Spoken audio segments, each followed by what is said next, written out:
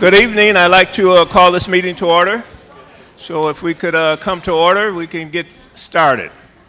Appreciate everyone for being here tonight. This is the regular Board of Education meeting for Monday, September 25th, 2017. And again, thanks to everyone for being here. I'd like to start the meeting off, as usual, with the recitation of the vision statement, which is that every school will be a thriving school that prepares every student to graduate from high school, college, career, and community ready. So again, welcome, and we'll get right on with the agenda. I'd like to start off tonight by asking everyone to note a moment of silence for Michael Neal. We would like to begin with a moment of silence for Michael Neal, a student at La Follette High School who sadly passed away Labor Day weekend in an automobile accident just days before he would have began his junior year. In order to honor Michael and his family, I ask that you join me in a moment of silence.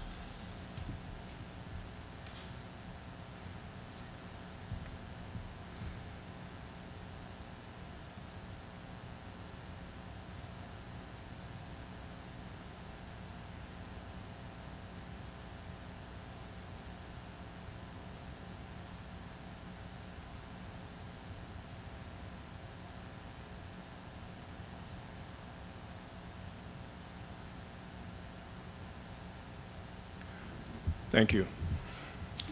And continued condolences to Michael and family, to Michael's family.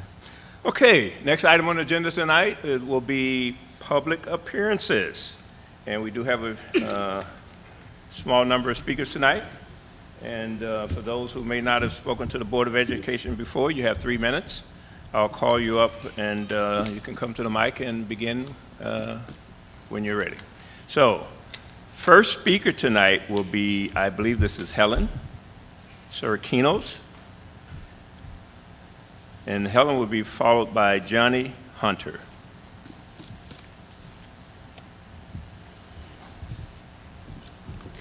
Good evening. Thank you for the opportunity to speak this evening. I wanted to speak regarding the Policy 4610 on wellness and physical education and nutrition. I want to begin by introducing myself. My name is Helen Sarakinos. I'm the Executive Director of REAP Food Group. REAP is a group who has as its mission to connect local growers with our schools, institutions, and restaurants here in Dane County and surrounding counties area. We are also a farm-to-school partner with the Madison Metropolitan School District. REAP has among its core goals to bring fresh, seasonal, and sustainably grown food to MMSD meals. We've been supplying locally sourced fresh fruits and vegetables to MMSD elementary schools that qualify for the fresh fruit and vegetables federal subsidy for many years now. And we process almost 1,000 pounds of vegetables weekly that get delivered to those classrooms. Concurrently, we also run curriculum with AmeriCorps members in those same 12 schools on sustainability and nutrition and exposing those children again and again to fresh fruits and vegetables. And these are our schools that have among the highest need populations. We've also helped MMSD procure grants to establish the garden bars in MMSD schools. They're now up to, I believe, 38. And it gives children another proven route to fresh fruit and vegetable consumption at lunch. And finally, we've partnered with Food and Nutrition Services to connect local growers directly to the central kitchen to bring locally grown produce to all meals across the school district. They've been amazing, and they've made really good things happen, and they're starting to really engage with these farmers, and all you have to do is take a look at September's menu for elementary schools, see how many days they're serving food that's been grown just miles away. They've done terrific work, and my hat's off go to them. They're working with a complex system. And so we have a great vested interest in this wellness policy as it relates to nutrition. We'd like to see that MMSD wellness policy also reflect that kind of motivation. What's in the USDA guidelines, we definitely follow. However, I like to view those as a floor and not a ceiling to what the school district can accomplish. It shouldn't be the end game. With the draft policy incorporates important policy requirements, but I believe we can strengthen the language and the intent to reflect what the current research shows, that equitable access to nutritious and fresh food improves not only health, but academic outcomes. And particularly for our most vulnerable students, this is the most notable relationship. One of the de facto roles of MMSD at this point is it feeds kids. We have, what, 40% of the student body that qualifies for free and reduced lunch. Is that 3 minutes? I'm going to hand this over to Johnny to finish, I think. And I just want to make a point, and maybe some of the stuff he might mention, I just want to really make a pitch that it belongs in the policy and not in the guidance, because policy drives decisions. And it's important that these decisions reiterate our commitment to academic and health outcomes. Thanks, and I'll submit these for you to read at your leisure as well in more detail. Sure thing. Thank you. Next speaker is Johnny Hunter, followed by Chris. So Helen's much more prepared than I am. My name is Johnny Hunter. Last time I was here was about 12 years ago when I was an undergraduate at UW, and I was talking about nutrition and school lunch and the importance of getting fresh food to children. So 12 years later, a policy degree, a kid in MMSD, and 5 food businesses. I'm back here to talk about this again. So in just talking about the guidelines and the policy, I want to really reiterate how important it is to look at changing the policy around sugar and processed foods in the lunch programs and the snack programs. There really is no sugar policy in the USDA guidelines, and the ones that are there is incredibly high. So cutting back that would have a dramatic effect on our children's health as well as their performance in school. There's a lot of studies coming out now showing that you're seeing dramatic increases in performance by cutting back sugar and having healthier options for kids to eat. On top of that, I think that there's a lot of work that the Madison food community and the chef community would love to come in and work with the school district, and they've shown that again and again, and opportunities to come up with programming and lunches that we could help insert and do that. I think if we look at local institutions here in town, you look at UW Hospital and the way that they've transformed the cafeteria food there, and their sales have gone up, and you've seen a dramatic incentivizing of eating healthier food. So I would like to personally push that, both as having a parent in the school as well as someone who is passionate about food policy. One last topic in this wellness and nutrition is I have a child at Lapham, and this year we're seeing a massive increase in the amount of cyclists and bikers and active transportations coming to school. So as we think about the wellness guidelines, we should think that we're seeing more and more children use active transportation as parents using active transportation to get their child to school. So if the school board can enact policies that help bicycling, scootering, skateboarding, all these different things that kids are doing now to get to school, that will have a positive impact on the amount of activity that our children are seeing. So thank you very much. Thank you. Next speaker is Chris Gomez-Smith.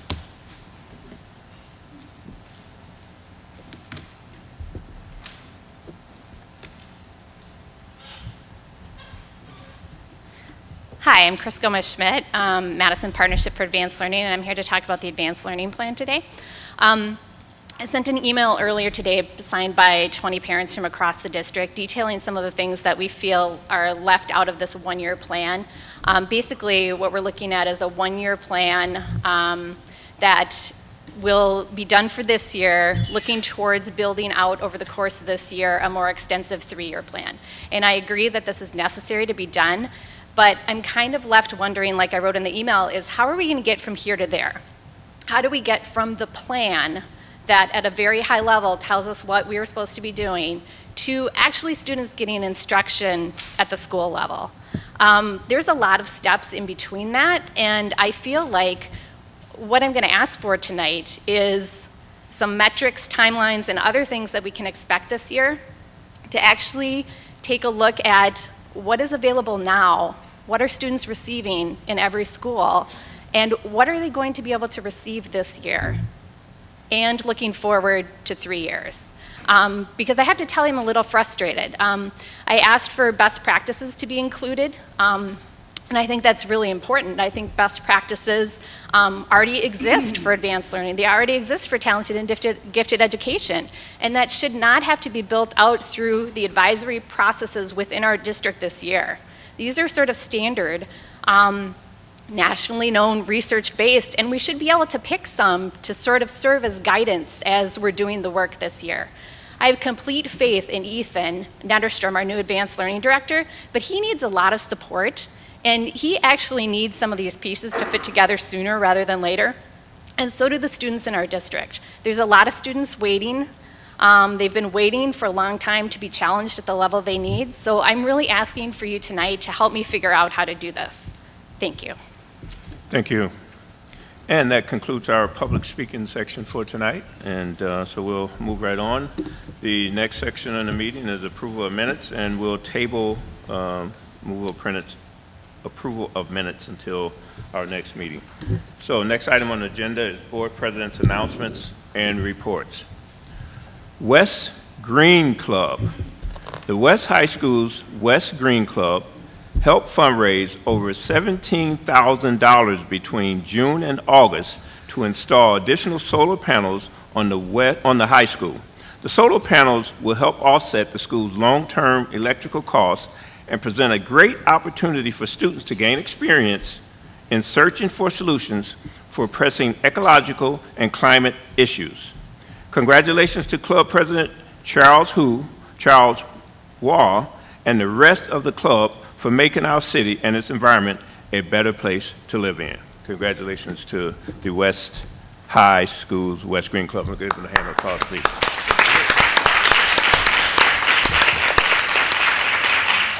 The Boys and Girls Club Backpack Giveaway.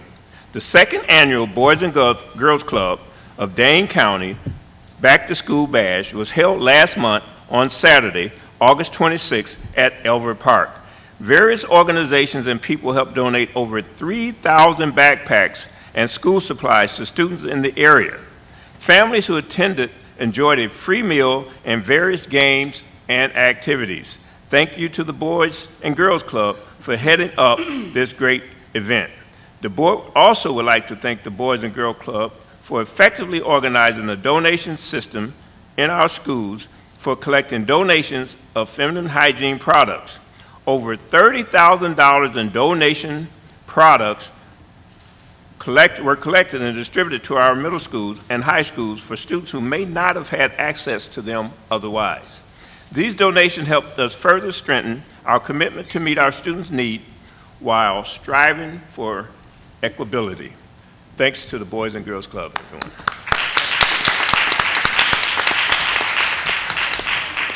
Okay, that concludes the board president's and announcements and reports for tonight, and we'll move on to superintendent's announcements and reports, and I'll turn it over to our superintendent, Jency. All right, thank you, Board President Howard. I want to go ahead and take a moment of transition and invite our presenters up to the stage.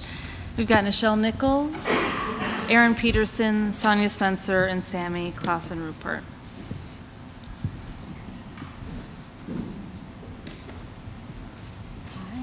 Welcome. Good to see you guys. So while they're settling in, I just want to remind the board of how thrilled we are with the community schools effort that's underway, which is the focus of our presentation tonight. The effort that's underway is important for a whole variety of reasons, but the main reason goes back to the fundamental idea of parent partnership. We know how critically important it is for our students to be successful in school, and we know that some of our families are situated in a way that makes it difficult for them to be full partners in the endeavor of teaching and learning. We have been exploring the community schools model as a way to address that and to bring every parent in close partnership and in support of teaching and learning. So with that said, I'm going to go ahead and pass it over to Nichelle, who's going to lead us with lots of support in our presentation tonight. All right, and the mics are good, right? Okay, thank you. So we want to thank you for the opportunity to share with you this evening our progress on our implementation of community schools. We've successfully completed our first year, and tonight's presentation is really to give you an update of our progress so far. I want to acknowledge that Aaron Peterson serves as our community schools manager and provides direct supervision for our 2 resource coordinators as well as 4 parent liaisons that are funded out of the Family, Youth, and Community Engagement Department. 2 of those parent liaisons are also at Leopold and Mendota. Sonia Spencer, Community Schools Resource Coordinator at Mendota. Sammy Clausen Rupert, she knows I always reverse the hyphenated name. Is that I apologize. Resource Coordinator at Leopold. And I would also just like to take a moment to acknowledge that we have both principals, Karina Sloan, Carletra Stanford, and school staff and guests. Why don't you take a quick stand so we can just give you a little round of applause. Thank you for coming out.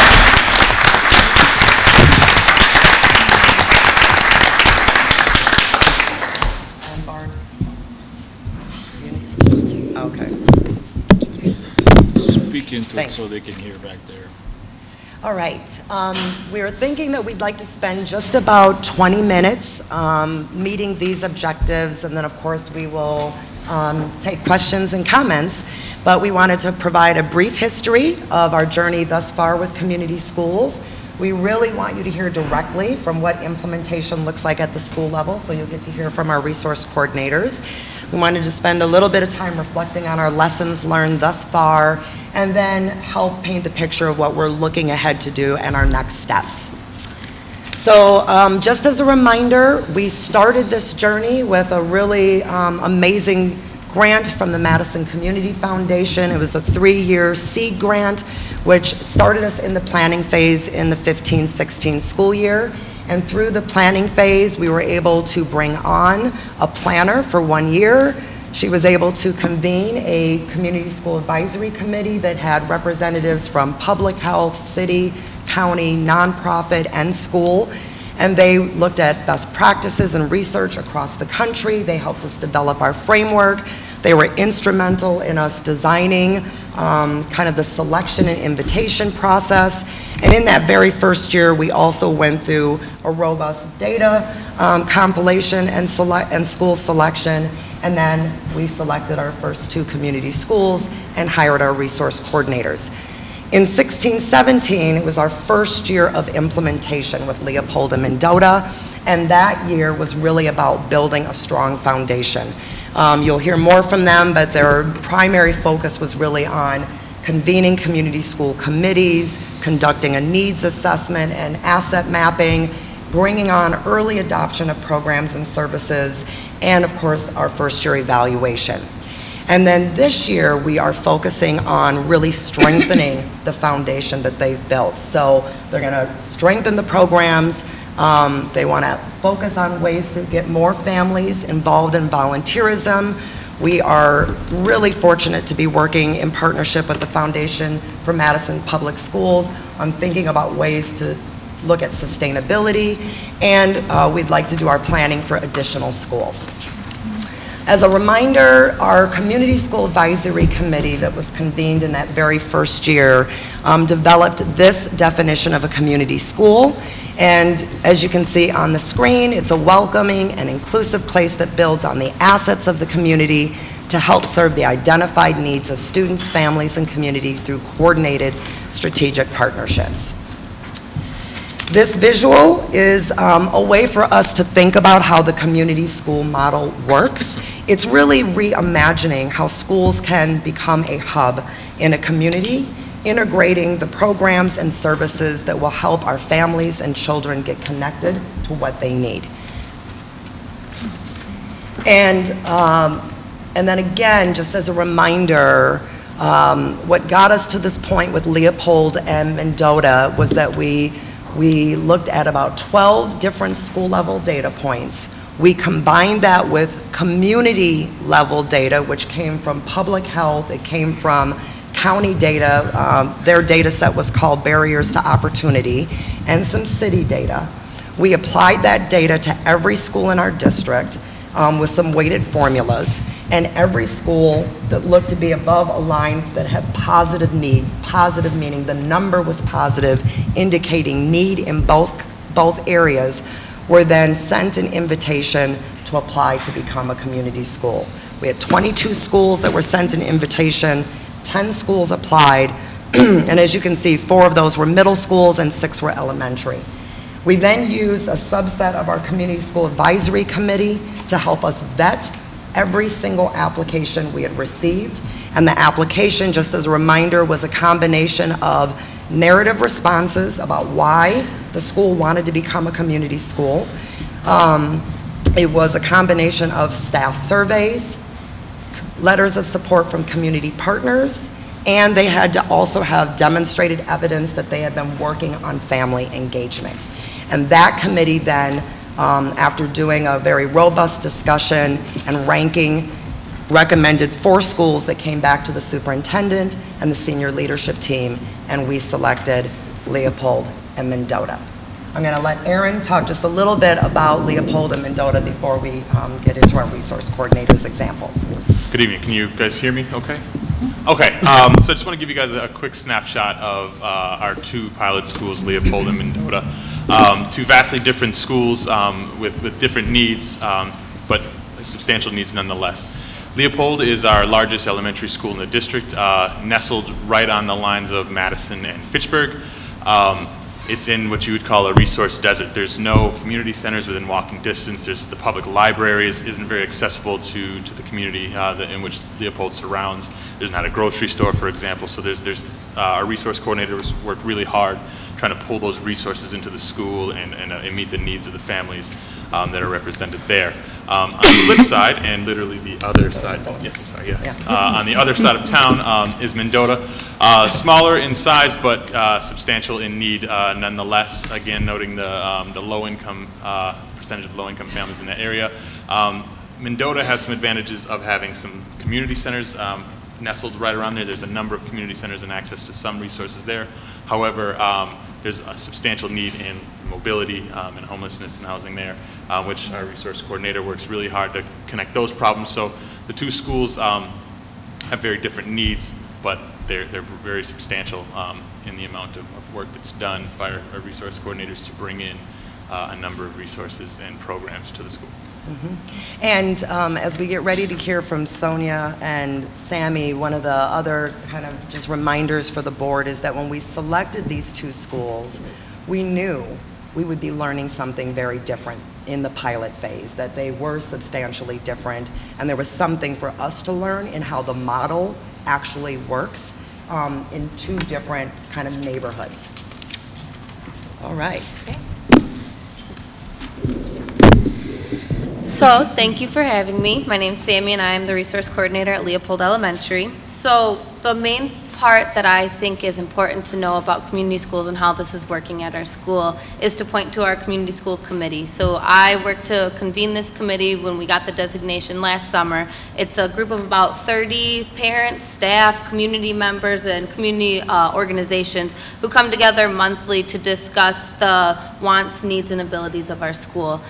This group gets together monthly, as I said. We meet every other meeting is facilitated in Spanish or English to increase the inclusivity of our group, and we've really seen some positive feedback from having this available to our families. So this group has gone through a needs assessment and an asset mapping process that I facilitated, and I think it's important to highlight that it is just a facilitation process, which is new to a lot of our parents' interactions with the school. It's not us giving updates after the fact that we decided something because we saw the data need. It's because we went to our parents first to identify these needs. So throughout looking at city data, City of Fitchburg has done a couple neighborhood assessments of the Leopold area, school data, and then just talking to families at events about what they would want at their school, how they could be a part of change at their school, and what sort of things they want to see done at the community school model.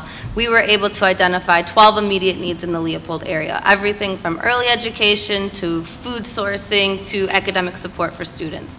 After getting those 12 needs, we did a process by using a rubric where we voted for and identified 3 priority areas. Those priority areas, again, were just a facilitated process where our families got to decide this is where I want you to focus and this is why it's important to me, which we think really gained some ownership over these ideas.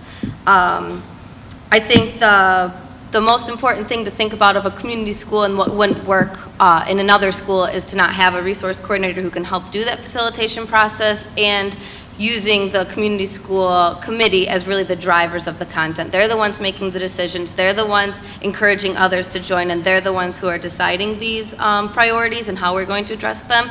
so that there's greater buy-in throughout our school and community.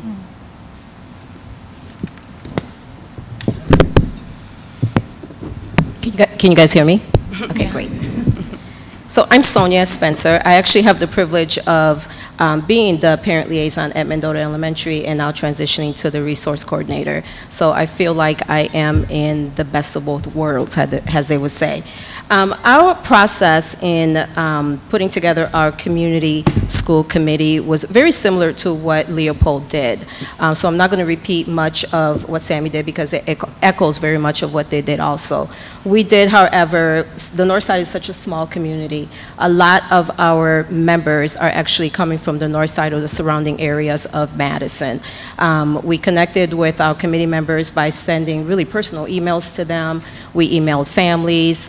We involved our scholars, mostly our 3rd through 5th grade scholars, very interested in the needs of the north side and what was going on in the north side.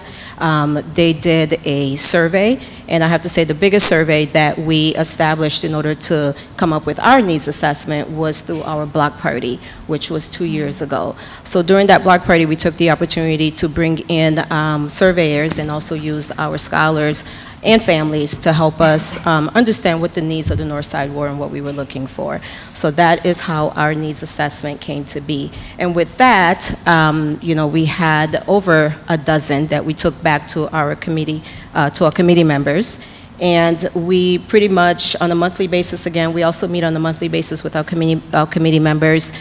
We introduced them to the needs that were on the north side, and we came up with our 3 needs assessments that we feel like are very crucial to not only the Mendota community, but also the north side community. As you can hear, the resource coordinators are talking about the needs assessment, which we'll segue into now. One final point on the school level leadership and the community school committees. I think if you had an opportunity to look at the community school standards, these standards are published by the Coalition for Community Schools and really have become a roadmap for us in terms of what's essential in making sure that the model is implemented well. And one of the very first standards is around collaborative leadership. So we didn't need the resource coordinators to just go form another committee to go form another committee.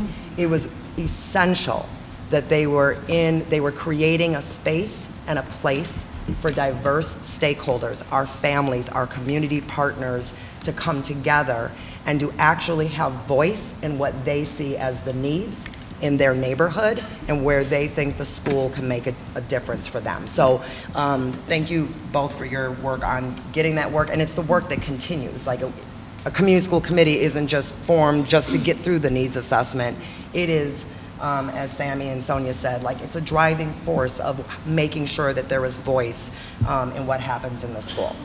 All right, so you guys had already started on the needs assessment, so you want to give a few more examples here? Sure. So as I mentioned, we started with 12 immediate needs that we identified in the neighborhood, and we narrowed it down to 3, and you can see the 3 we're focused on currently.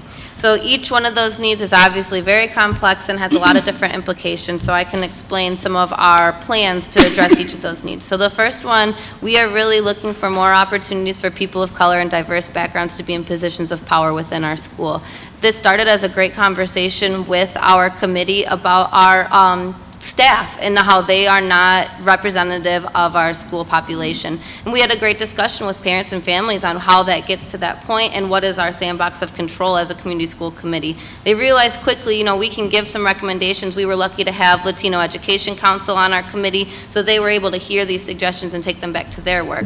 We then defined what could be our sandbox to control. So we really looked at our school. We don't have a PTO or PTA. We have a PFO, a parent faculty organization, that currently is not representative of our student population. So I'm working closely with their members on how we can change their meetings or how we can encourage participation from diverse groups in that group, since they do have some great fundraising abilities that make change within our school. Additionally, we are looking to start some parent empowerment groups, either through the Mexican American Legal and Education Defense Fund Parent School Partnership Training, or we've been approached over the last 2 years from Families and Schools Together, the FAST model. So we're looking to encourage some family participation and authentic engagement with diverse people in our schools, so that our students are seeing role models who represent them and their community at our school. As it relates to academic support for students of color, Leopold definitely mimics the achievement gap that we see pervasive throughout Madison schools. Our families really spoke to wanting to focus on family learning as a way to address the academic gap within our students of color. So tonight, right now, we have literacy network classes, English in schools classes starting right now at Leopold, but we've also paired that with a Spanish class because we are a DLI school that serves families who are speaking in English at home, and they want to learn the Spanish skills to be able to help their Spanish-speaking or English-speaking students in DLI. So there will be an English class and a Spanish class, and at the end, the two classes come together to converse with each other. So we're seeing community building, we're seeing engagement, we're seeing language skills. Additionally, we've been approached by the Latino Workforce Academy to start some pre-GED classes that'll be taught in Spanish, and we're looking to work with Nehemiah in the future to focus on our African American student participation and how they feel at our school. And then finally, around out of school time, I think everyone is pretty aware that there's just not enough childcare and accessible childcare for students, especially in the Leopold and Mendota area. At our school currently, we have MSCR. They provide the CLC ACE program, so 1st through 5th grade students behind in literacy and math are invited. Last year, we really wanted to make that process more open to anyone who is behind, and that was 450 kids. So we're able to serve about 70 in that program, so we're not meeting the need there. We also have Wisconsin Youth Company, which luckily, after some conversations through our needs assessment, upped their cap of students to serve from 30 to 51, but it's still out of our 750 students, we can only serve about 120 at our school. So just childcare itself is an issue at our school. And then on top of that, we wanted to work with, I've gotten some feedback from some of our other Leopold parents about having enrichment opportunities at our school. So if you didn't need, 5-day-a-week childcare, but you wanted your student to have a computer class or a basketball team or a garden club, we were working to increase those opportunities. So last year we partnered with Community Groundworks. We now have a gardener in residence and a twice-a-week garden club that, again, we have more kids who want to be in it than we can serve. And we also worked with Healthy Kids Collaborative to start a student advocacy team for 3rd through 5th graders who were nominated by their teachers as being leaders, and they are addressing some community health and wellness needs and speaking to city departments about changes that could be done in their community.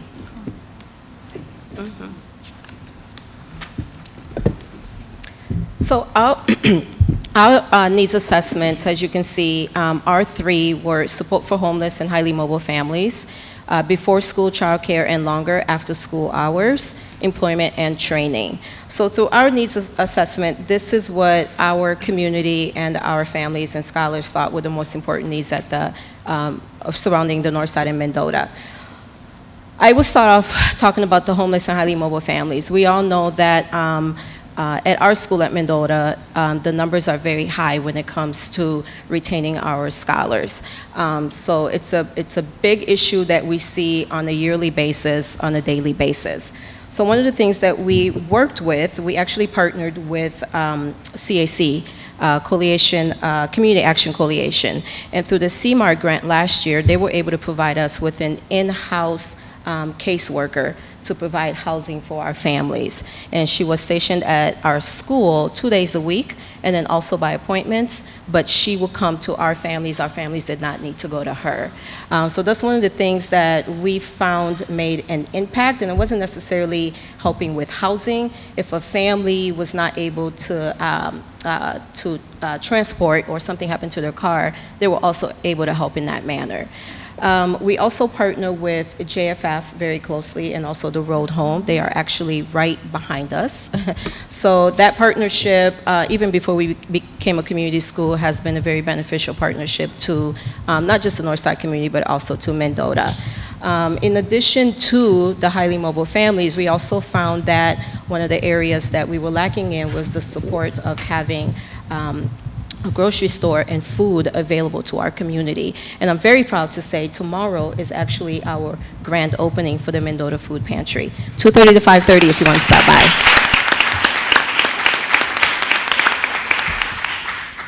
And the other needs assessment that we looked at again was number 2, before school childcare, longer and after school hours. So in this area, we found that a lot of our scholars were not accessing the needs that any other scholar would have around the city of Madison, pretty much. We lacked resources for after-school clubs that are available to our scholars and that are also affordable to our scholars. So what we ended up doing was forming partnerships with organizations throughout the city to provide after-school for our scholars. And we have after-school such as, we've partnered up with Charles Dean, who owns a martial arts gallery. We also partnered with the Bubbler program through the library. We have a very strong partnership with the First Tee program, and this is our 2nd year going into this partnership with them. We have also seen an increased engagement with our staff and them stepping up and actually offering their own after-school activities to our scholars. We've had staff do after-school activities from engineering club to soccer club, coding, just an array of different activities that our scholars have been able to partake in. One of the other things that we are also offering, and we're going into our 2nd year again, is what we call an open schoolhouse. And essentially what that means is once a month, we open the building to our scholars and families until 7 o'clock. So we bring in services and resources and activities for our families and scholars to partake in on a monthly basis. One of the great things about that is we partner up with Food for Thought, who brought in a dietitian who offered a crockpot class. And within that crockpot class, our families were able to take home crockpots full of meals, in addition to other meals that they can take home and cook, and so they, things can be easier. We've also partnered with martial arts again. He's doing an after-school club, but he's also part of our open schoolhouse. We are also doing the open schoolhouse. We also offer the ability for the food pantry to remain open on those evenings. So it would be extended hours for the food pantry to remain open until 7 o'clock during open schoolhouse. And the other great piece about open schoolhouse, we've actually had families step up. We have a few parents, in particular one who is a I wouldn't say an architect, but he builds. He's a builder, and he offers a DIY class to our families and our scholars. And this is something that he personally came to us and told us that he felt very strongly that he wanted to be a part of this, and this was needed. So we have a really great relationship with that parent, and he comes in every month to do that class. The other needs assessment area was the employment and training. Again, it's very hard for our families. Mobility is really hard for really in particular the north side. Transportation is very limited with busing. Cabbing is very expensive, and a lot of our families just don't have the transportation to go back and forth to work. So one of the things that we did, again, a great partnership, was partnering up with the Urban League. So what the Urban League did, they were offering our families to access the facility, and they would pay for it, or we would even pay for it for them to get there. And they would get employment training, whether they needed to get their GED, whether they needed to continue a certificate, anything that they needed, the Urban League was able to help with that. In addition to that, we've hosted a few resource fairs and job fairs also at Mendota. We are looking into a partnership with Goodwill because it will be opening up right on the north side. So we are getting ready to gear up to do a employment training with Goodwill and invite them over to Mendota and do that.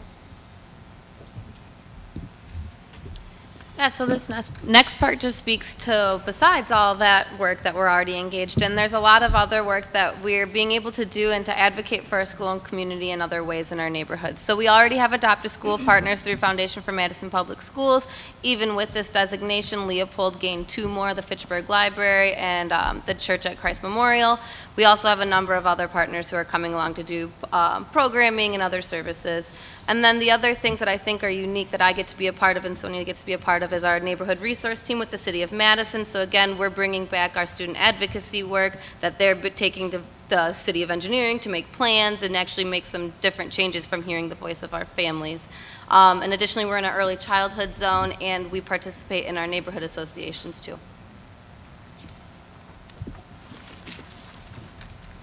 And we talked, told you guys a little bit about our open schoolhouse, of course, and how that works. The block party, of course, is, when we became a community school, we actually started the block party to honor the fact that we were a community school. And just this year, we had our second annual block party, so that was another really great event.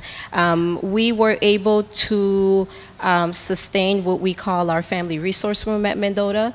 This is a room that is available to our families if they need to use the computer, if they just want to get away for a little while, if they want to read, whatever it is that they want to do, that room is available to them. And our food pantry is also housed in that in the same room.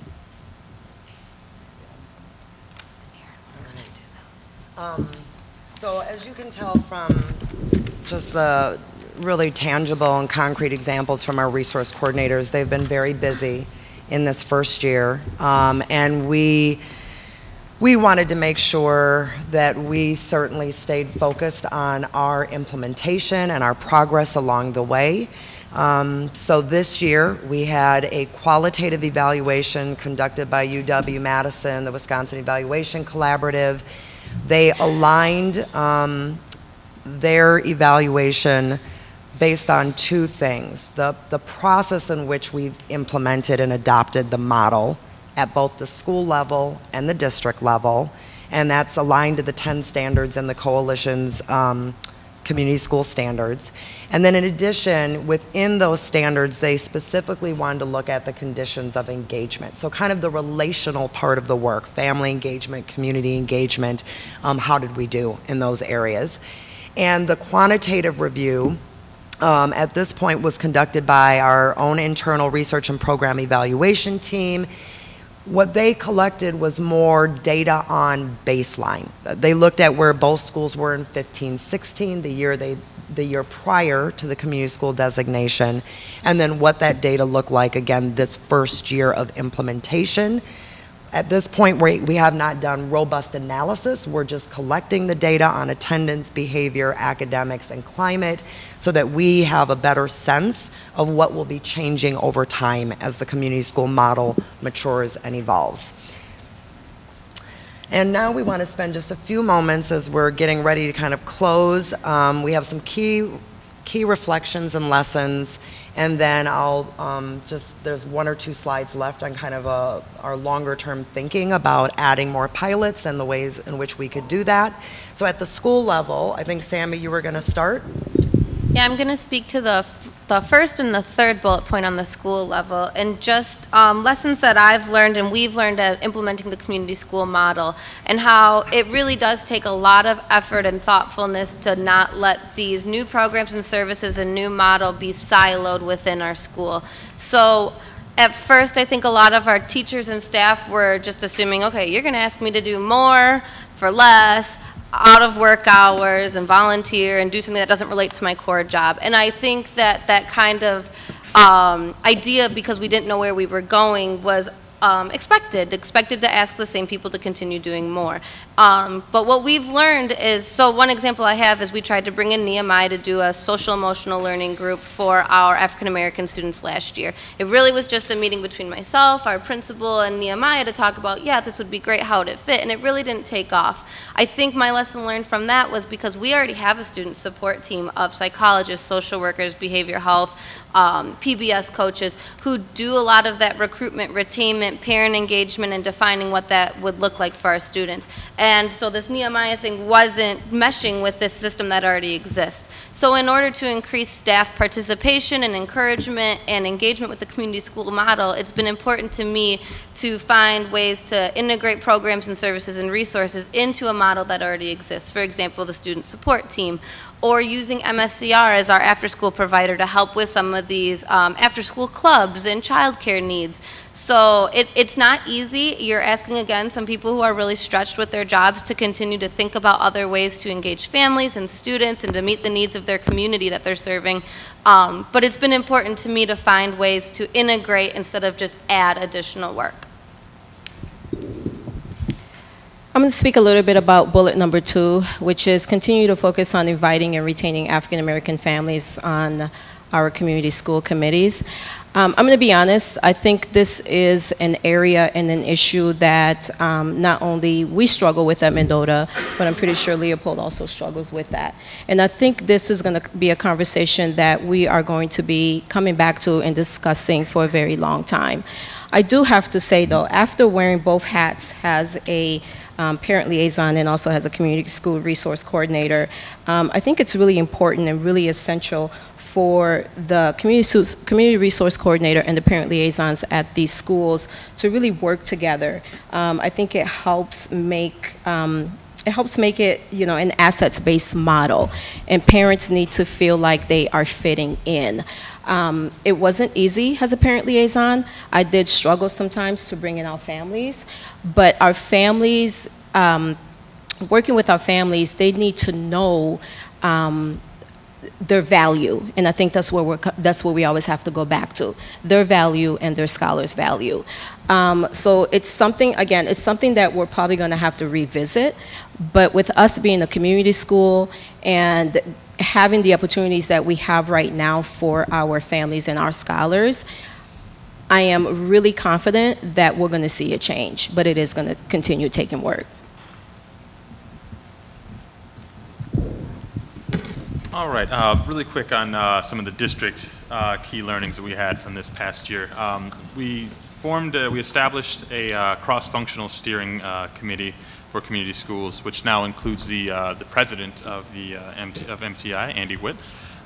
Witt or Wait? Waity, sorry, Waity. I'm visualizing his name from emails. Anyway, and so the purpose of this group is to address any school level issues that come up. So a quick example of one of the issues that we tackled this year was accessibility to the buildings to groups and organizations that are coming in to do work with our students and families. So prior to the formation of community schools, permitting was a challenge. If you wanted to come in and do some work in a school, there was a permit fee, which eliminated or created cost barriers for some organizations that wanted to come in and do some work with our students. So this steering committee worked with strategic partnerships and MSCR to kind of rewrite and change some of the definitions of a relationship versus a partnership, and to allow some flexibility to allow groups and organizations that are coming in to do work for the greater good of our families and our students to waive some of those fees, to bring in more resources and allow more access to community groups. Great. So I would just say the qualitative evaluation was really informative. I think there was, through the focus groups, the interviews, the observations that their team did. I think if you had a chance to look at the full report, and it will be posted on our website this week, there were some really, I feel like there were some really good things that we did in our implementation that were noted in terms of our commitment to collaborative leadership, the planning, the needs assessment, and some areas that we needed to improve on, particularly around our areas of engagement.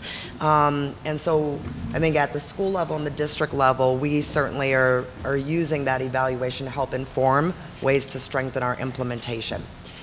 All right, one of the standards, and then we are just about at the place where we can pause and take questions. Thank you for your patience. One of the standards is around sustainability. And in order to sustain the full-time resource coordinator, the coalition will say, and obviously, you need to have a way in which to do that. And so this table is just indicating to you that we have gone about with due diligence to garner additional resources to sustain the 2 pilot schools that we've started. And there's so much excitement in the community that we have additional support to help us with the additional piloting of 2 more schools. And as you can see, that's a combination of the seed grant from Madison Community Foundation. You've seen board consent memos from Madison Gas and Electric and CUNA Mutual. So we're feeling like we've built a pretty solid foundation, and in our next steps, you will see that we are actually starting a funding circle with the foundation for Madison Public Schools. We're meeting on October 20th to actually explore more deeply what a variety of funding models could look like. We are at the district level taking one of the recommendations from our evaluation and really strengthening our relationship with the teachers union. As Aaron said, we've added Andy Wadey to our steering committee, and we're taking a small team from Madison to a community school institute in Milwaukee. We want to bring tighter alignment with city, county, and United Way through what you'll see as the cabinet. We've already kind of referenced that we'll be working on an updated sustainability plan, and of course the schools, you heard Sammy and Sonia already talk about key things that they'll be focusing on this year. All right, let's stop there for any questions or comments. Thank you. Yes.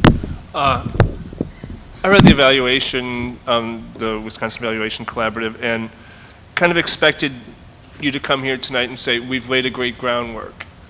And then I heard from the school level things, all sorts of programming, events, partnerships that have been established that really aren't kind of barely alluded to in that evaluation. So my question is, where are we compiling that, and then kind of building on that question, additionally kind of participation data and things like that, building it.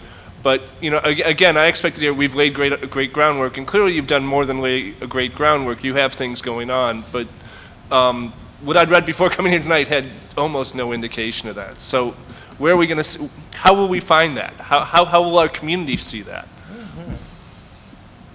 So I can start by saying thank you for acknowledging that. So just for clarification, early adoption of the programs and services that you heard Sonia and Sammy talk about really took place in the spring. The groundwork was being laid almost the entire fall semester, and they were not in the prioritization mode until almost winter break. Yeah, and then it was literally, they had so many folks knocking on their doors that then we were circling back with Jessica Hankey, our Director of Strategic Partnerships, and saying, so we've got this list of community partners who've expressed interest, but we weren't done with the needs assessment. How do we vet and move things forward? So they took their time in actually bringing those programs and services in. It didn't happen until late spring.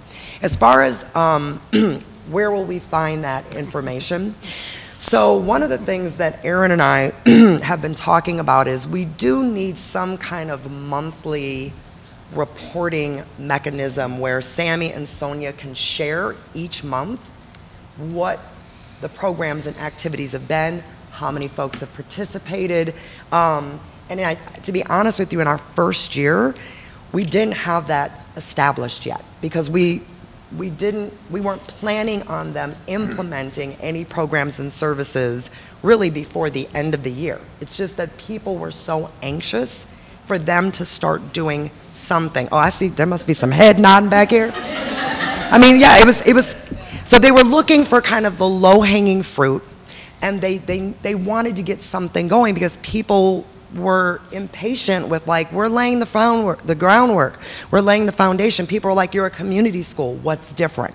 So we will be building something that is more systematic and that we can share. We just didn't quite have that ready in the first year. Thank you. I have a comment, James, as well. Yeah, go right ahead, Anna. So my comments kind of follow after TJ, that I'm looking at the demographic information, and I'm seeing that Leopold is about 72% low income, Mendota is slightly higher at 80% low income, but the priorities that have been put forth by the committees are significantly different. And so, you know, if we look at Leopold, it's positions of power within the school, academic support for students before and after school programming, while Mendota is focusing on homelessness, before and after school programming and employment and training for families, that I'm a little bit curious. I know Leopold is on the west side of town and Mendota is on the east side of town, but what to attribute these significant differences in priorities and the focus of community schools, and then how does that correlate with what community schools stand for? And that's really the idea of wraparound services. I guess I consider the things put forth by Leopold as being something that I would expect the school district to provide. So I'm just wondering, is it impacted because we have so many more services on the west side? so that we don't have students that are experiencing homelessness or families that have unemployment? Or is it the composition of the councils that are guiding decisions? Yeah. So I think so I've been this is my 4th year at Leopold. Previously to this, I ran the after-school program with MSCR at Leopold. So I've had some experience getting the look and feel of the community before stepping into this role. One thing that I noticed on our parents and community members' prioritization of our needs that focused more on youth is and this could be my opinion, but I think of talking to enough people that I feel validated to say it, that building engagement with our families has been a struggle and something that we are constantly looking to engage in, and I felt that I viewed a lot of our parents hearing community schools and hearing what we could do for them, but really looking at it as a lens of how can you serve my kid well first. So even though our 12 needs had everything from food security, jobs, employment, language barriers, all the things that I think you also see represented at Mendota, our families chose these 3 ones to focus on first because it's what they recognized we weren't doing well. And I think it's an interesting way to view an elementary school. It's a new and exciting model, but it's going to take some time for families to trust that we can talk to them about employment and that we can talk to them about mental health, or we can talk to them about their income, because that's just a sensitive conversation that we might not be the best to have in the moment, but we're working on it by having people of color in positions of power, such as like our parent liaison. That relationship of a person of color speaking to another person of color from their community might get to those points around employment and housing and food insecurity that we just aren't ready to have yet. But I think all of our points to address our 3 priority areas are still really relevant between mentoring and after-school programs and just having open schoolhouse nights, because this is a small snapshot of all the things that we do at Leopold that are still happening and giving services to families that may not fit exactly in these 3 areas. So one example too is just by saying enough times that we need 4K, we need 4K, we need 4K, we have 4K now at Leopold, and that's not represented in this work. We also have Play and Learn now at Leopold, which is not represented in this work. So those other things are happening, just maybe not being represented well in here. Okay, Nikki? This may or may not affect you. Bad with mics, good with discussion, bad with microphones. My question is this. I know Leopold is between Madison and Fitchburg. I do know that Fitchburg's current budget cuts every single youth service budget to the tune of $767,000, which is what is currently proposed. My question is, are our community schools able to handle a possible influx of students that may be caused because they're talking of closing their food pantry, they're talking about cutting any youth services? Will the school be able to handle if there are any influx to it? I think we are really grateful to be on that border between Madison and Fitchburg because we do work really closely with the city of Fitchburg. They're also rolling out a new initiative called the Healthy Neighborhoods Initiative, which I really think is just community schools on a city level, and they've really worked with us specifically on how to have an authentic model to do that engagement, and how to use their department services to better coordinate within our school. So one of my committee members is here, Liz from the Fitchburg Library. This summer, her and I tag team and provide services for over 900 residents in the summer that's not currently being served by anywhere in Fitchburg or at that Madison Park where we ended up. So I think at least they have continued to have us at the conversation for all of their decision making. I went to their last Council of the Whole and help them present this work, so I at least can know, even if they're cutting services, they are in direct communication with us on how we can work together to serve those families. That's good to hear. Thank you. So I was just going to start by saying thank you. I mean, this is incredible, incredible work, and we are really lucky to have each of you leading it. I mean, I'm kind of blown away, honestly, by your presentation. And an amazing amount of progress in a short period of time. I mean, if we all got this much done in a year, I mean, yeah, I'd love to get this much done personally in a year, right? I mean, it's amazing. So, and maybe to kind of summarize 2 themes I heard in both of your presentations and then ask a question. The first theme that I heard was really around food. which I thought was interesting given some of the wellness policy conversations that we're having. I just wonder if there isn't an opportunity to take some of what you're learning and build that back into our policy around food security, nutrition, food pantries. Is that something that every one of our schools should just have, right? Because we're actually in an opportune moment to take some of those learnings and expand them to other schools if we think. So I'd just be curious if you guys think about that and honestly feed it back to us. If there are some learnings that you think might be more broadly applicable.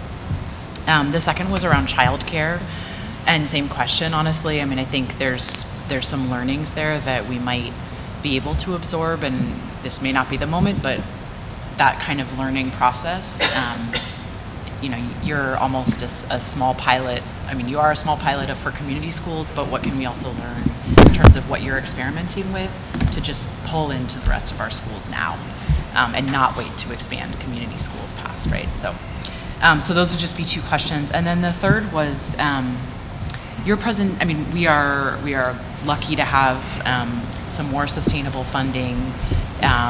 We have made a ton of progress through your work this year. Your presentation kind of makes it sound like we've got it going on and we don't really need a lot more. And I just kind of wanted to ask the question, is that really true? Like, what else? What else do you need to really do and achieve everything you want? Because there's, you know, yeah, there's just, what else, right? Well,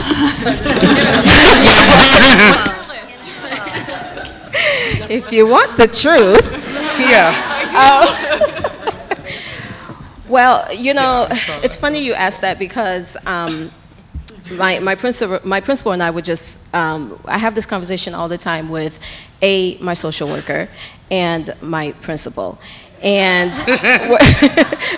one of the two most important people in the building. You know, as far as the food pantry, again, we're very blessed and lucky to have this food pantry at Mendota, and we feel like it's going to serve a lot of needs, not only of our families, but also the Northside community, and we're opening it up to the Northside community. In addition to that, we have a local church, Lakeview Lutheran, who also hosts a food pantry 3 days a week. We also are partnered with Food for Thought, and they offer Thea's Table. And Thea's Table is provided for our TEP families, and they get a delivery of food services once a week at the school. And we deliver it to them if they can't come to us, or they come to the school and pick it up. Going back to before childcare, we are an early start school at Mendota. We start at 7:30 in the morning. We've been at school very early, 6:30, and we see parents dropping their kids off because they have to be at work by 7. So it's an area that we are still working on and that we are still trying to focus on to make sure that, you know, we have the after school part, and we're really excited about that. Our kids are getting the enrichment that we want them to get, but then there's that other piece of the before care that we really still need to tackle, and we need to make sure that our parents are not losing their jobs because somebody can't be there to send their kids off at school. Now, what else do we need? We need to definitely continue the work. That's a no-brainer. But we also need to figure out how we can, I don't want to say set aside or compensate families, but sometimes it does come to that. When our families are struggling, or when we're calling them to say, we need you at school, and they're telling us, you know, I can't be there because if I leave again, or if you call me again, I lose my job. So we need to figure out how it is that we can compensate our families, but still allow them to be present and come to school and help us, you know, give their kids the education that they want us to give them. You know, there's so much, you know, we need the school district, we need the board, we need community members, we need leaders in Madison that can help us, you know, just continue this process and continue the community school model. It's going to take some time. This is only our second year into it, you know, and for us to fully see transitional to fully see that we are effective, it's going to take some time. And I don't want to say it's going to take another, 3 to 4 years or 5 years, but it may. But we still have to put a lot of pieces together in order for our families to feel like they matter and they want to be at school, and the community school model is their model. Okay. Yeah. So we want to try to wrap it up here in a few minutes. So if you can keep your responses sort of succinct as we move forward as the board complete its questions. Mr. Loomis. Yeah, I got easy questions. First of all, it was encouraging to hear you and meet you both. Neither of you had notes. You just came up here and ran it. You sound like you know what you're doing and you know what you need. And thanks for you guys back there too. You got some engagement, and then it sounds like this pretty enthusiastic group. So thanks for coming. We're jumping off 2 more next year. Are we going to use the list of last year's applications, or are we going to do a new application round? So what we'd like to use our steering committee to do is to go back to the list. That data is about a year old, so we need to update the data, at least the school level data. We don't think the community data will change much. Get that back in front and see if there's been any sorting or shifts on the list. And then there are a couple things I think that we've learned just in the application process that I think the steering committee should just take a final pass at. Was this the right way to have schools apply? Did we capture the right data? Did we capture the right responses? Would we revise and refine that a little bit?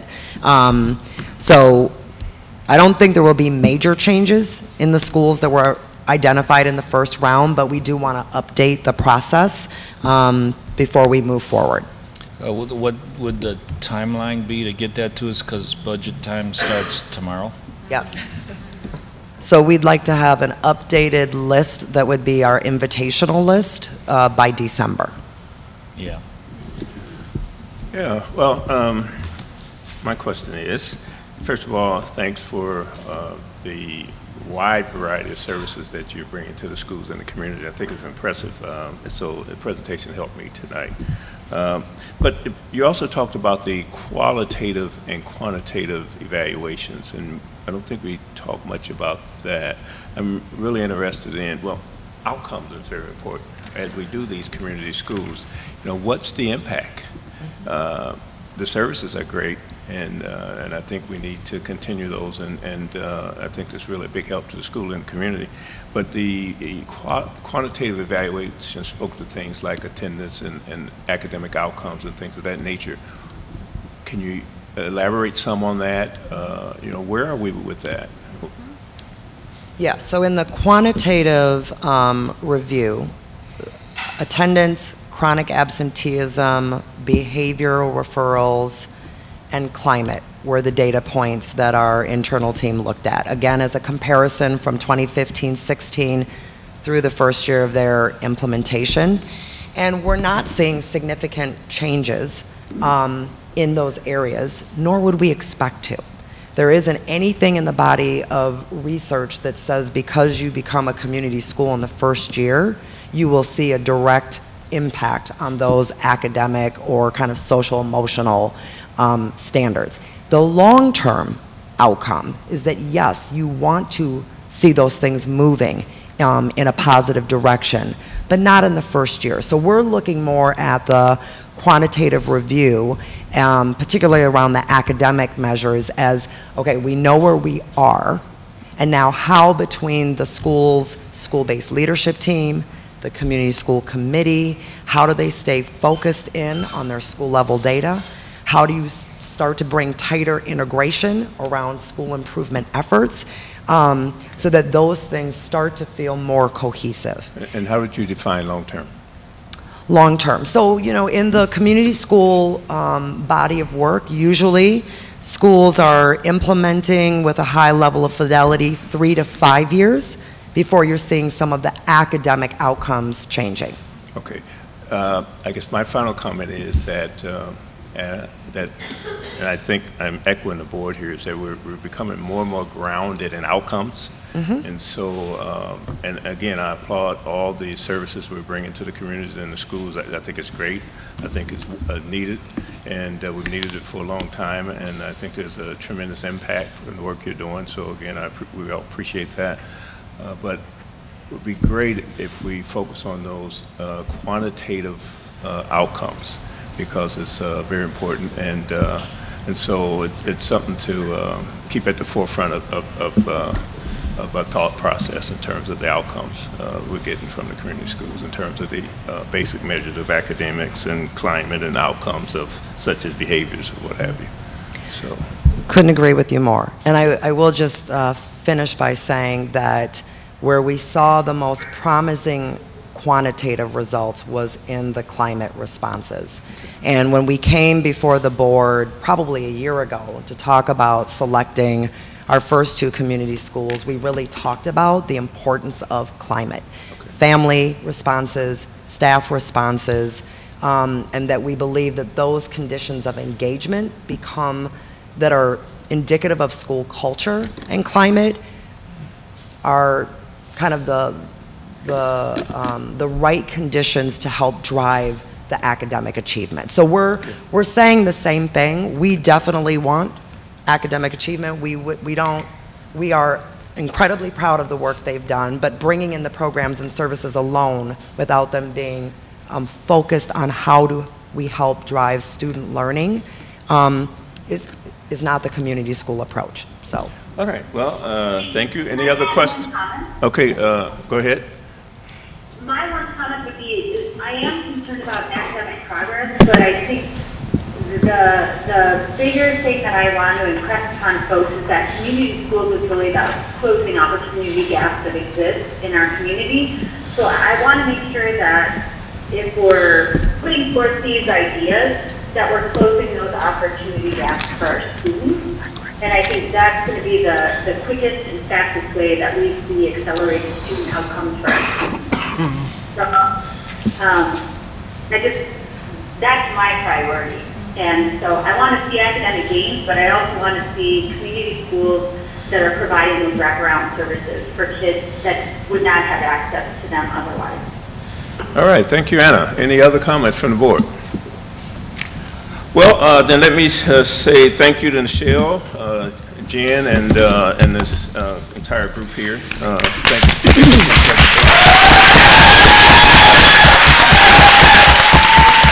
But if it's all right with everyone, I also like to, if it's okay with everyone, I also like to acknowledge a special guest with us tonight. Earlier today, CUNA Mutual Group announced that it is committing some $500,000 over 3 years to help the Madison School District Community Schools model expand to 2 more schools. Now, the local Insurers Foundation focuses on partnering with organizations that help people achieve economic stability. So we want to thank CUNA Mutual Group for their incredible support of our community schools. This grant will allow us to continue this exciting work and take the pilot to more families and students in Madison. We are energized by the ongoing community support for this important work. Thank you, Beth, for being here tonight and for CUNA Mutual's generous support to our community.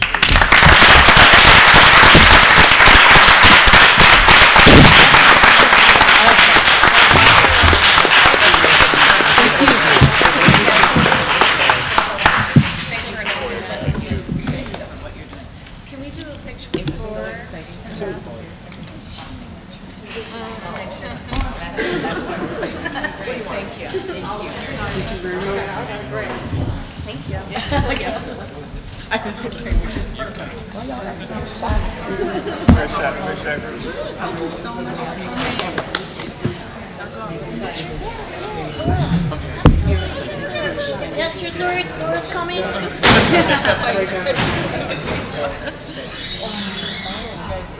Yeah, I want to make sure that it doesn't. Okay. I was getting hold up in the audience, so come on, squish it. I'm going to hold up.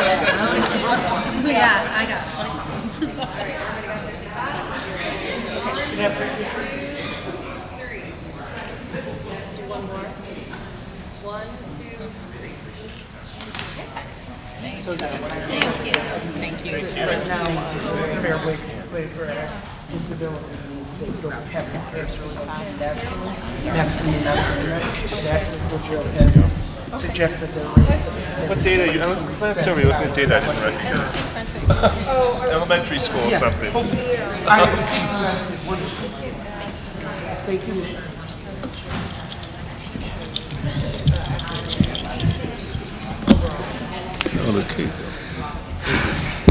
Okay, we're not going to pause here. We need to keep moving, guys. Next on the agenda is the consent agenda, so I'd like to keep moving. And I'm going to move that the Board of Education adopt and approve all the motions set forth in Section 6 of the electronic agenda prepared for the September 25th, 2017 regular school board meeting, exactly as said motions are written.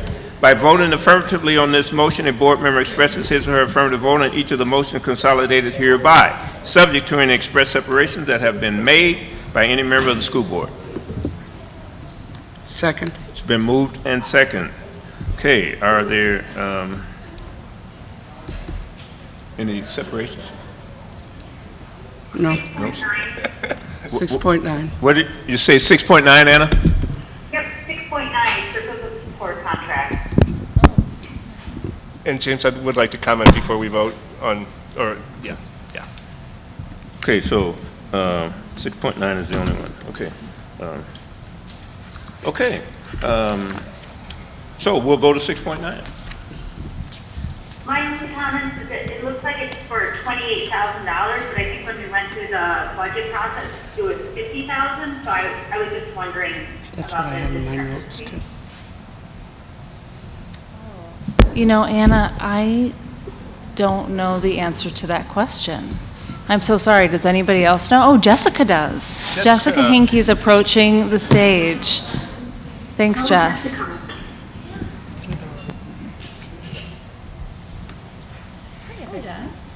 Hi, Jess. Long time no see.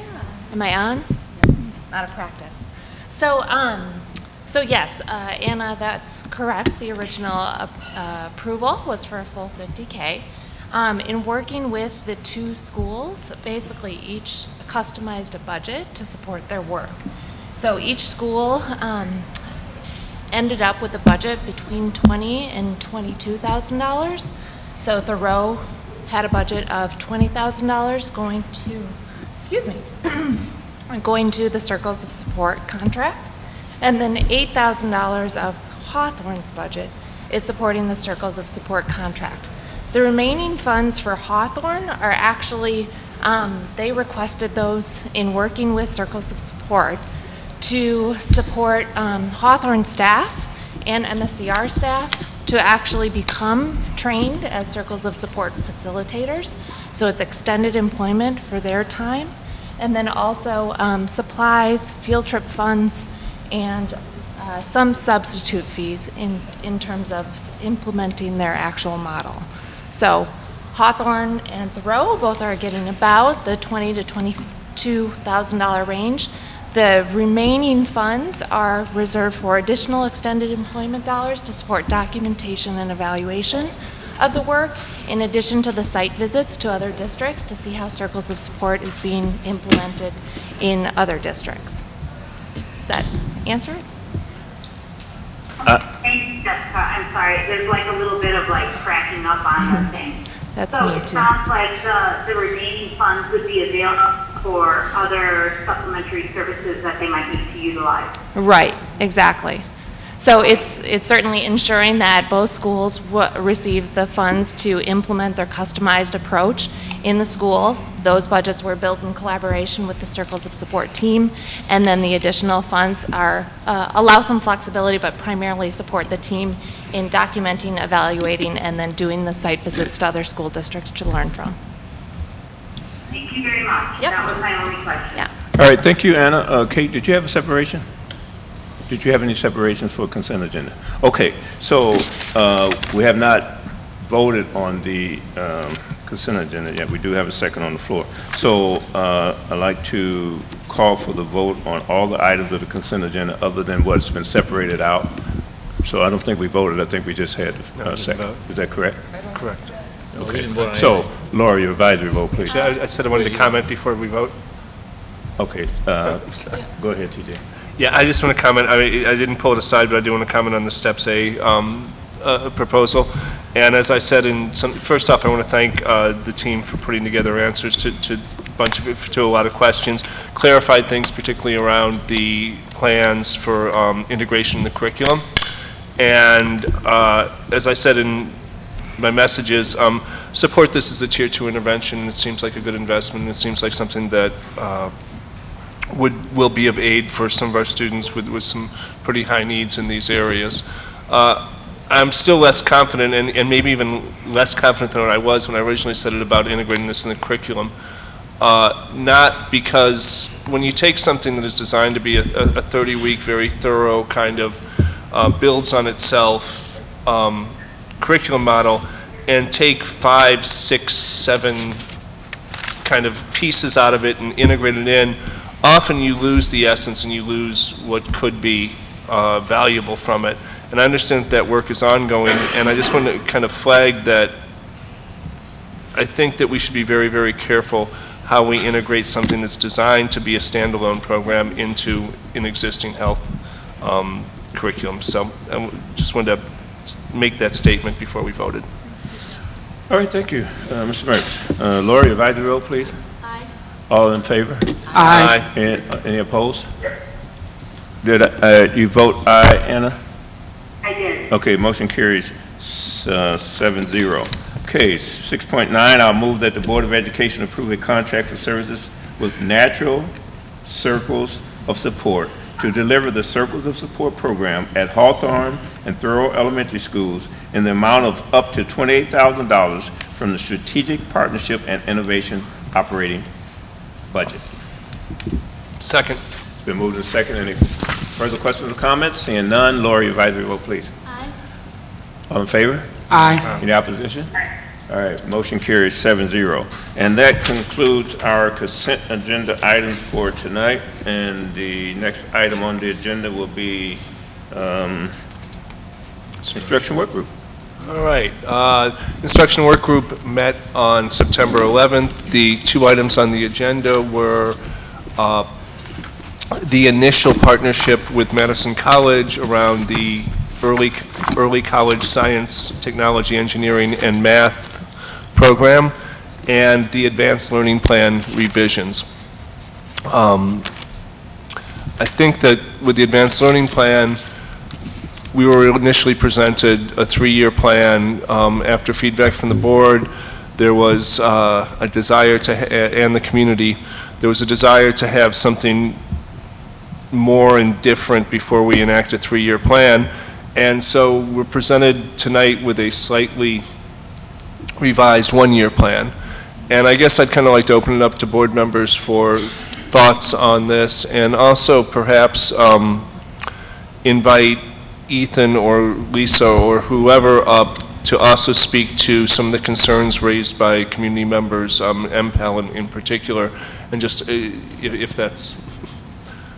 I would love for Ethan and Lisa to join us, and yeah, however you want to incorporate their thoughts, I'll leave that up to you, TJ.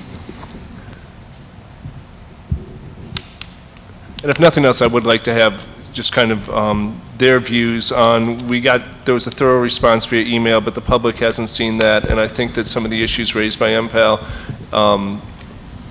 are worth at least having a public airing of, so. Yeah, TJ or Ethan, do you want to get us started on your thoughts on Sure. The email that we received, which was actually signed by a long list of parents who are members of MPAL? Yeah, so without pulling it up, I mean, the main thing was they wanted a lot of the things that we're promising in the 3-year plan baked out right now. So looking at the memo, I mean, some of the things we're doing new and different right now, the identification, using TOPS, the changes to communication, advanced learning school level improvement plans, the coaching model we haven't done before, transitions, teacher input, working with curriculum instruction, piloting things. So these are all the things that we're going to be doing. So some of the things they wanted more were looking at the metrics of how we'll know if we're successful over time, and then the actual how we go about addressing the needs of students with advanced learning needs. And so much of that, what they asked about was scheduling for school models, and what the models look like, and then what programming. But so much of that needs to be baked out from a larger lens. So advanced learning is definitely a slice of things, but scheduling doesn't live within advanced learning. Advanced learning needs to be a part of that. Same with instruction. So working with Marcy and the new C&I director and her teams, we've already met with content teams and started those conversations. We have advanced learning specialists who are participating in the PD this week that's going to bringing kids up to core. So they're participating in those things too. So we're starting all of these things, but it's a matter of we're a month into the school year, and I just need time for us to implement the 8 things we said we'll implement, so then we can bake out the other 5. Like I feel very strongly that we have a lot of good things to offer, and taking teacher input from the group we'll put together, the board input, the other departments, it all needs to come together, and it's not something that can happen overnight, but it can happen, and it will happen pretty quickly, I feel. Mm-hmm. I know Ethan, Lisa and I met earlier today to go through that email in detail, and there's nothing in that list of concerns that we would disagree with, or we would not want ourselves to see addressed in the 3-year plan. So very much in alignment with the thinking there, just as Ethan said, need time to pull it all together. And the only thing I would reiterate is I've been in front of you a couple of times talking about this, and the 8 bullets that are in the memo, those really are all new, and in and of themselves, those 8 are pretty heavy lifts. A new identification system, new school level implementation plans that he's monitoring.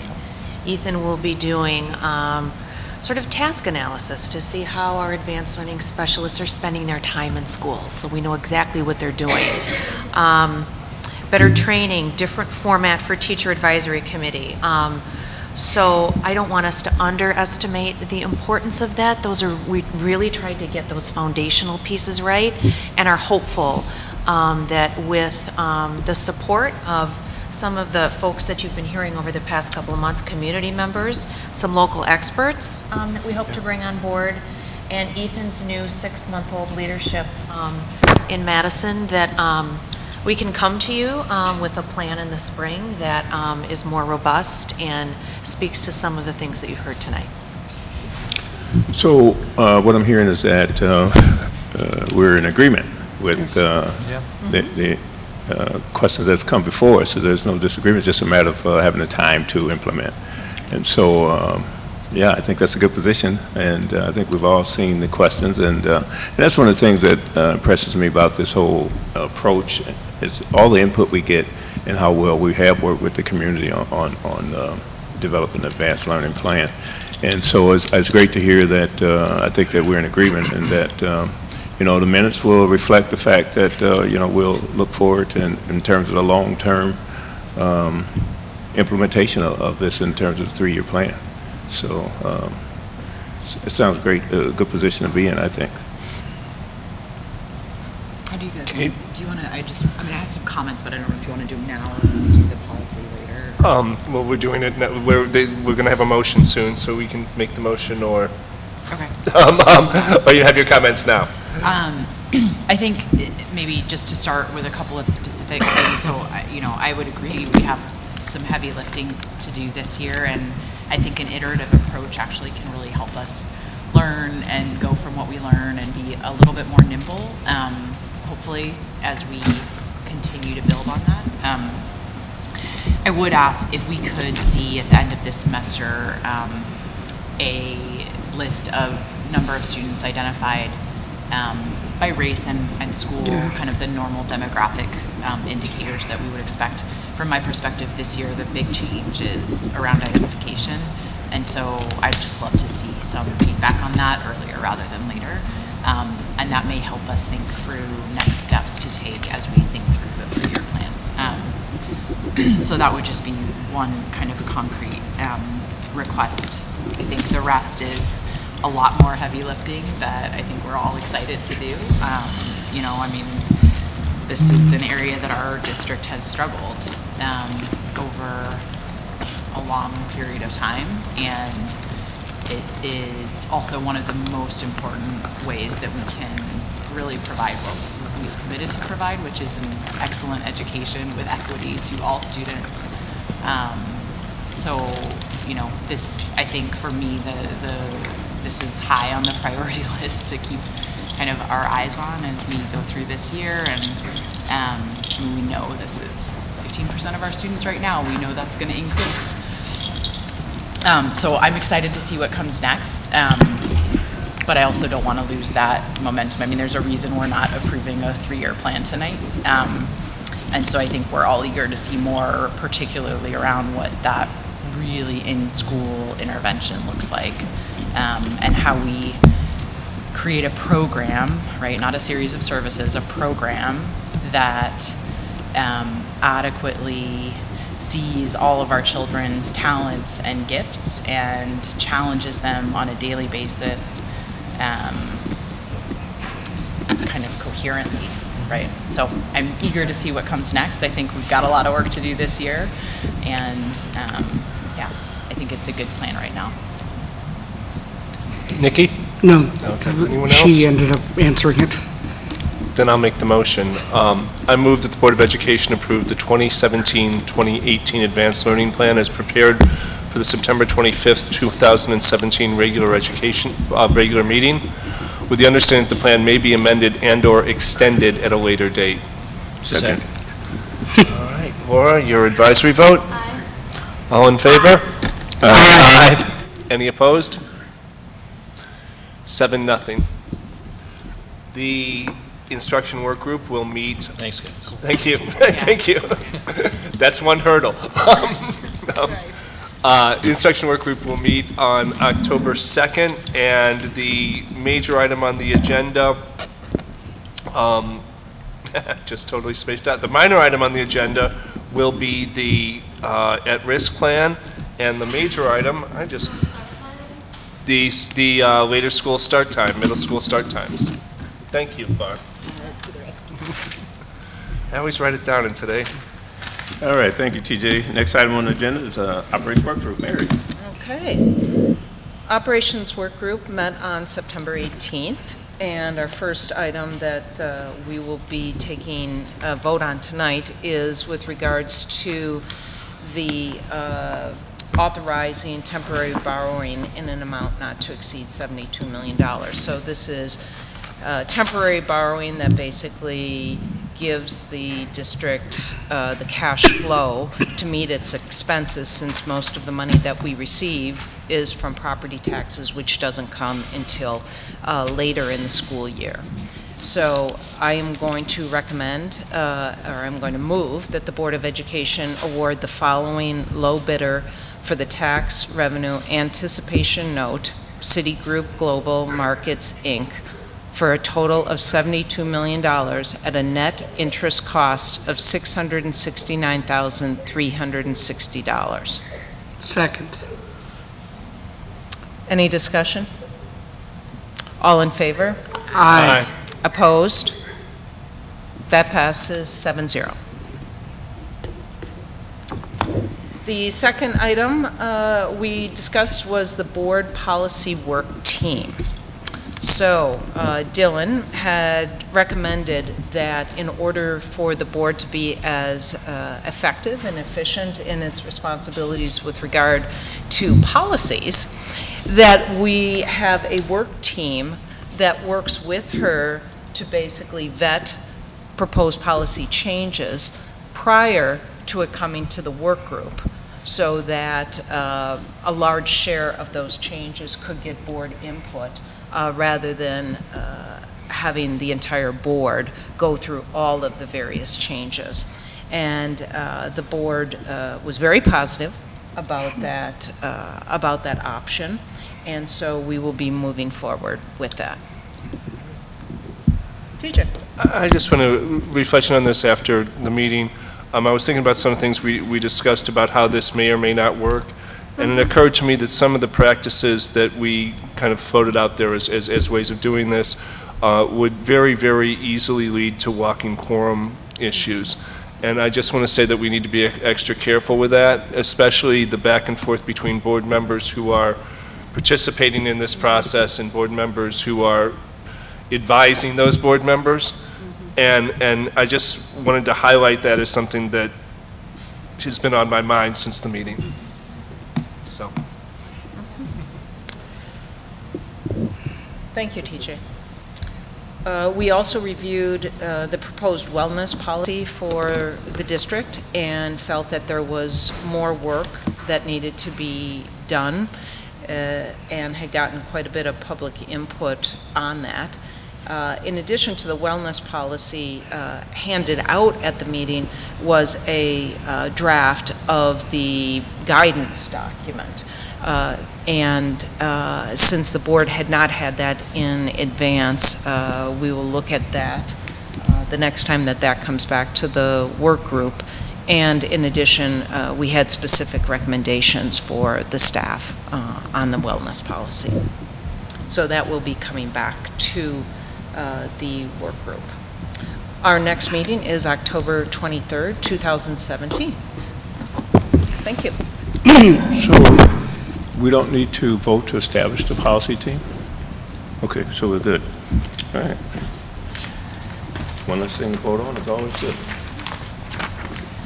All right, so that concludes the report from our work groups. So next item on the agenda, other reports to the board. City of Madison Education Committee, Nikki.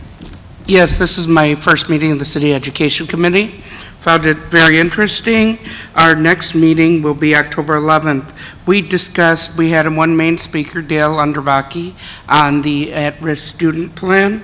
Additionally, we agreed to list our top 3 priorities for the next meeting, and then we're working on restructuring how we handle issues, but 2 of our main members were not there, so we did not want to do a systematic change without 2 of the main members there. And again, our next meeting is October 11th, and I'm very positive on how this committee is moving. Thank you, Nikki. Any questions for Nikki? All right. Next item on the agenda, Student Senate. We did have a summer meeting, but attendance was low. We have our first school meeting this Wednesday, and we're going to talk about how we'd like to be involved with the achievement gap, the strategic framework, and the advanced learning plan. All right, thank you. So that concludes that section of the agenda. So the next item on the agenda is other business. And under other business, we have old and new business. Is there any old or new business to be brought before the board tonight? Seeing none, then I'll entertain a motion to adjourn. I issue a motion to adjourn. Been moved and second. All in favor? Any opposition? I always We're do adjourned. that. I always do